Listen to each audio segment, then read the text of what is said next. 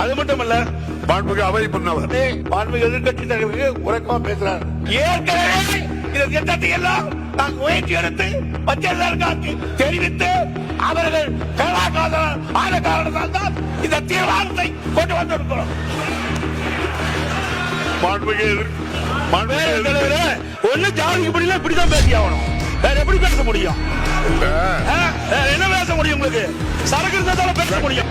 கல்யாண முடியல ஊழல் என்ன சட்டமன்றம் தானே, ஒரு மூத்த உறுப்பினர் மற்றவருக்கு வழிகாட்டியா இருக்கணும்.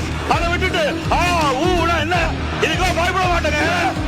மக்களுடைய பிரச்சனை உயிரை கொடுத்தாலும் காப்பாற்றுவாங்க. நீங்களும் அதே வார்த்தை என்ன